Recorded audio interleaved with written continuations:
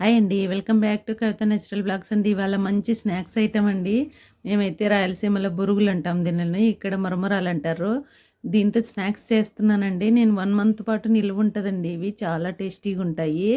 హెల్త్కి కూడా మంచిదండి. కరివేపాకుతో వేసి చేస్తున్నాను మసాలా వేసి. అందుకనేసి నేను ఎలా చేస్తానో చూసేయండి. ఫస్ట్ అయితే కరివేపాకు వేసుకుని కొంచెం కారం పొడి, ఒక 2 స్పూన్ల కారం పొడి, నేను ఎక్కువ వేస్తున్నాను కదా అందుకనేసి నేను ఒక ప్యాకెట్ వేస్తున్నానండి. మన తెలంగాణలో దొరుకుతుంది కదా ప్యాకెట్, ఆ ప్యాకెట్ వేస్తున్నాను.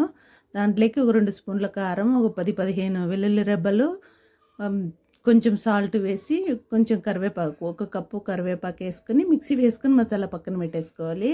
మనకు కావాల్సినంత ఆయిల్ తీసుకొని, ఆయిల్ వేసిన తర్వాత ఒక అండిలోకి వేసుకొని వేడి చేసుకొని పోపు దినుసులు వేసుకొని తర్వాత పల్లీలు వేసుకొని వేపుకోవాలి. పల్లీలు కొంచెం వేగిన తర్వాత, సగం వేగిన తర్వాత పుట్నాలు వేసుకొని వేయించుకొని, కొంచెం జీలకర్ర పసుపు వేసుకొని బాగా వేయించుకోవాలండి. ఎందుకంటే పల్లీలు బాగా వేగాలి కదా.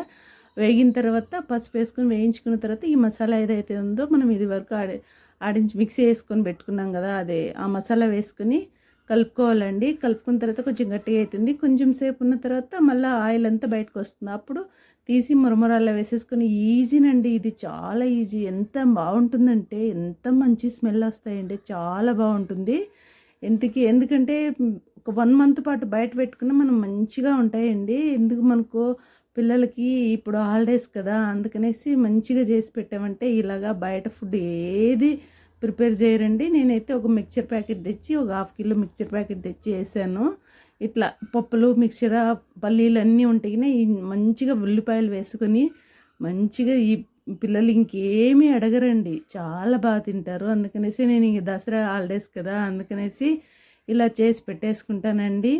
షార్ట్ నచ్చితే లైక్ చేయండి, షేర్ చేయండి. ఉంటానండి. బాయ్.